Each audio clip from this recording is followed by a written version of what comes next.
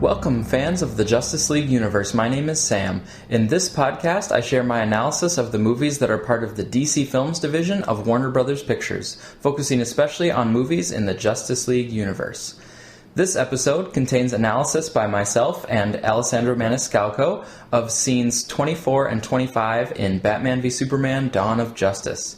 These are two short scenes where Wallace Keefe is bailed out of jail by Lex Luthor, and then Keith goes to meet with Senator Finch.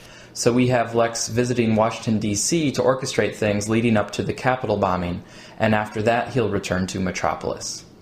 Scene 24 starts with Wallace in jail because of his vandalism at Heroes Park.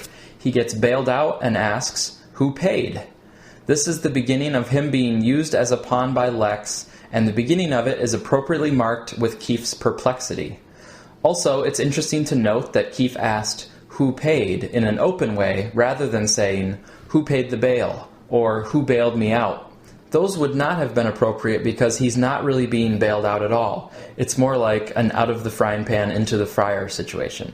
But he doesn't know it yet. Also, as we find out later, it is really Wallace himself who will pay the ultimate price, not Lex. We then see Wallace proceed to his rundown home in Phillips Manor. We've mentioned before that Wallace has a relatively straightforward character arc in this movie compared to the complexities of all the other characters. But two things that his character does nicely are, one, present a commentary on confirmation bias, which is a big problem in our society. Because of Wallace's mental state, he looks at all these heroic deeds by Superman, but instead of viewing them as positives, he sees each one as more evidence of Superman not being revealed for what he really is.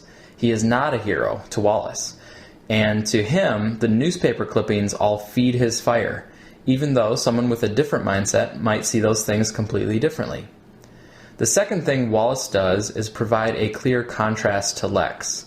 Their homes, for example, couldn't be more starkly different. We just had the extravagant party at Lex's modern mansion, and now we see Wallace's decrepit living conditions. Yet, both people share a hatred of Superman. One from the top of the world, and the other from rock bottom. As Wallace enters his apartment, he sees Lex in a wheelchair and asks, "Who the hell are you?"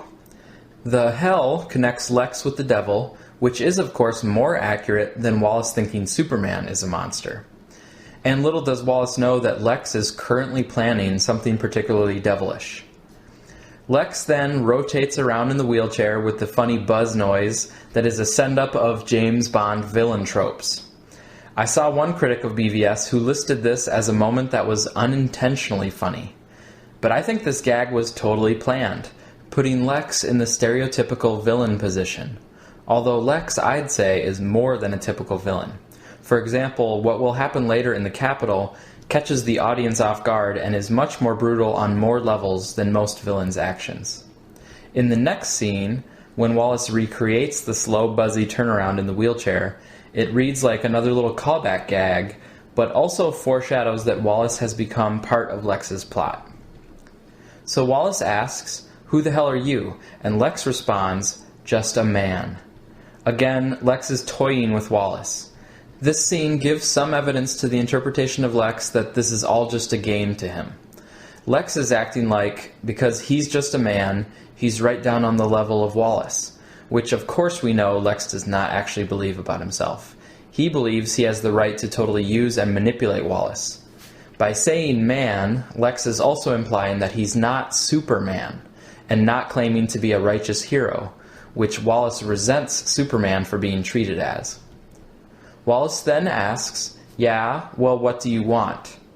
This is also the question that the audience should be asking themselves. What is Lex up to with Wallace? Lex says, "To help you stand for something." Okay, Lex is a jerk, saying that to a double amputee. And you can also see on Lex's face that he kind of tickled himself with that line. Yet, Lex knows that Wallace won't call him out on that line or that rudeness, because there's a slight chance that maybe it was sincere, and Wallace is also probably grateful for getting bailed out and is somewhat curious as to what Lex's offer is going to be. In typical BVS form, we don't explicitly hear what occurred next between Lex and Wallace, but we see Wallace, now cleaned up and well dressed, with clothes probably provided by Lex, and Wallace is outside Senator Finch's office waiting to meet her. He has received the gift of the electronic wheelchair, which of course becomes important later, but right now, him spinning around in it shows that he is basically Lex's puppet. Wallace says to Finch, "He made me half a man. Let me face him." He doesn't explicitly say Superman, but it's assumed that Superman is who he's referring to. Interestingly, it is actually Lex, not Superman, who is reducing Wallace to less than a person, because Lex is just using him as a means to an end. This connects to the main theme that powerlessness can sometimes corrupt more than power. Wallace feels like half a man, and Superman is clearly more than a man. Wallace felt and feels powerless, and he wants to face Superman rather than facing and accepting his own circumstances as an amputee. The half-a-man phrase is also juxtaposed with Lex saying a few minutes earlier that he's just a man. So we have a man, half a man, both positioning themselves in relation to a Superman. But in terms of plot, what we see here is that Superman is going to be lured into the Capitol, into a Senate hearing like was already foreshadowed in Scene 5. The actual invitation to the Capitol from Senator Finch doesn't happen until Scene 38, but when we get there, we'll have to remember that the whole thing is being orchestrated by Lex. We're going to close our analysis portion of this episode with a few quotes from Jesse Eisenberg about the character of Lex. Here's one from the Times of Israel. "When I started reading the comic books, I realized why they had staying power. They create a universe that gives us the opportunity to talk about big ideas, talk about the evils of unchecked power, the corruptibility of power, and xenophobia. Luthor is a classic bigot. He feels Superman is not like us, he doesn't belong here." End quote. And here's another quote from Eisenberg, this time from the London Comic-Con. "What I wanted to do with the character is I want to humanize these people that you have seen dehumanized. To me, the most interesting acting is when actors can bring you into that other side of the person, when you feel like you are not just seeing the kind of purpose for them for plot, that they are not just delivering a message, they're actually showing you humanity. And that's what I tried to do with that character." End quote. We think Lex's character revealed a lot about humanity, with respect to power, powerlessness, manipulation, the evils of treating others as means to an end, and relationships between God and man, etc. In fact, based on the public's reaction to Eisenberg's Lex, the script and his performance may have gone too far away from just executing a plot and too far toward the human psychology, because people couldn't follow along and seemed to miss a lot of the levels of his character. But that is not a negative thing from our perspective, because we thought it was a bold and compelling take on the character that only goes up several notches after this point. So that's it for scenes 24 and 25, two short ones, which means we have some time for a listener question. So Umesh Narayan on YouTube asks, "What do you think of the complaint of BVS that Superman didn't act enough like Superman, and he was too detached and depressed? That seems to be a common theme from my friends who didn't like this movie." Thanks, Umesh, for the question. This is definitely an important question that touches on a lot of the negativity toward BVS. But I think it's completely misguided negativity. First of all, let me share a few of Alessandro's thoughts here. Alessandro reminds us that Superman in this movie, and Lex Luthor too for that matter, are in the early stages of their hero and villain careers. They don't have the decades of comic book, television, and movie history that we have with the characters. Now, after BVS, having finally accepted Earth as his planet, and having finally earned the acceptance of the residents of Earth through his selfless act of sacrifice, it would now make sense for us to see the confident and hopeful Superman in future movies. But this movie is essential to his growth and maturity into the Superman everyone is used to seeing.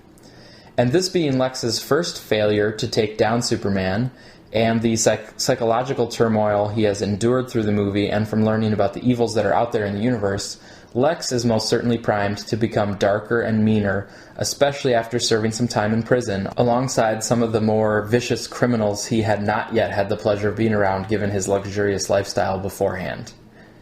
As for myself, I would respond to Umesh's question by saying that the Superman in Man of Steel and BVS is still basically the same character, with the hope, optimism, and idealism inside him. But the filmmakers have chosen to take that character and put him in a realistic setting. Right from the beginning of their planning on Man of Steel, they were guided by the idea of what if Superman was actually here in the real world. This means as filmmakers, they had to think organically about what the real reactions would be from the people and institutions in society if someone like Superman were to arrive. And it's pretty realistic that people would divide into camps of love and fear, defenders and haters. The governments would be very concerned about Superman's level of power. The media would have a field day, first glorifying him as a celebrity, and then riding the ratings of all the Superman fear-mongering. Business leaders and other power brokers in society would also make their moves based on Superman's existence. Religious leaders would have a lot of theological gymnastics to perform to bring their doctrines into alignment with the presence of a powerful alien. In such a context like this, it would be fake and hollow to have Superman completely ignore the ways he's being perceived and the turmoil that he has caused in people's beliefs and senses of themselves. Thus, a smiley, happy-go-lucky Superman wouldn't fit at all. Imagine the alternative. Imagine if the filmmakers had provided that confident, happy-go-lucky Superman that people say they want. So imagine that Superman saves someone and then is fawned over and worshipped as a god. People are abandoning their religion and faith to bow at the altar of Superman. And then Superman is supposed to go, "Haha, great to see everyone, don't forget to brush and floss." Or imagine after a destructive fight with Doomsday, Superman turns to a camera and says, "Well, I hope this incident hasn't put you off genetic research." Or imagine Superman, through the course of a movie, facing all the complexities of being an active power in the world, with all the difficult choices and the unintended consequences, but then having Superman just be very confident and straightforward, as if it was all so simple. "It was the right thing to do, Lois." But in the real world, the right thing is not usually obvious, and even when it is, that doesn't mean people should just ignore other people's perspectives about it, because even the right thing is never a perfect thing. That's one of the reasons I love Zack Snyder's versions of the Kents, because they give unconditional love and support to Clark through all the complexities, rather than trying to remove the complexities and just give simple folksy advice. So while I like other versions of Superman too, and I've been a Superman fan since before Man of Steel, I have to say that I very much respect this new version that is taking Superman seriously and putting him in a realistic setting, because it ends up being a story about ourselves as a society just as much as it is a story about Superman. Is there good in this world that we beat down with our negativity and divisiveness? Are there people who could have done great things but were scared of the reactions they would face? How do we do the best we can even when the best thing will not always turn out perfectly? I also think it's important to point out that even though Superman goes through some doubts and has to think hard about what his place in this realistic world will be, he always comes through, even at great cost to himself. And his selflessness and natural inclination to be a hero, which goes all the way back through Man of Steel and into BVS, eventually inspires others to rise up. Okay, those are my thoughts. I could explain further, but it will come out in the analysis of other scenes. And it will also be a big part of my Man of Steel episodes if I ever find time to do those. One last thing here about Superman's character. I recently saw this short post from The Geeky Dietitian on Tumblr, and it was shared by Simply Red Queen. I'll put the Tumblr link in the show notes. That post talks about Superman as an introvert, which should not be viewed as a bad thing, or as somehow less than being an extrovert. Some of the negative reaction to Superman's portrayal, however, may have been because introverts are not often represented in leading parts in blockbuster movies. They are relegated more to independent or offbeat films. But here in the Justice League universe, we have an introverted Superman, who was bullied and outcast as a child, but who rose up as a young man to be a hero everywhere he went, even before he had the cape. And his first act as Superman was to save the planet, a planet he wasn't even sure would accept him. And then in BVS, he goes around the world trying to do good, even as he's disheartened to observe the way people are fearing him, debating him, and worshiping him. He continues trying to do good, even when it sometimes comes with unintended consequences. I appreciate it about his character that he takes all these things to heart and that he is very aware of the effect he is having on society. He also has to try to deal with these two alpha dogs, Bruce and Lex, that make it a sport almost to try to take him down. Even amidst all of this, he comes through in the end because he has the strong connections and the conviction that he needs to sacrifice himself for this complex, cruel world. Thank you for listening, and thanks also to Alessandro Maniscalco, Man of Steel Answers, and the Suicide Squad cast. Next up, we go back to the Daily Planet to check in on Clark and Perry.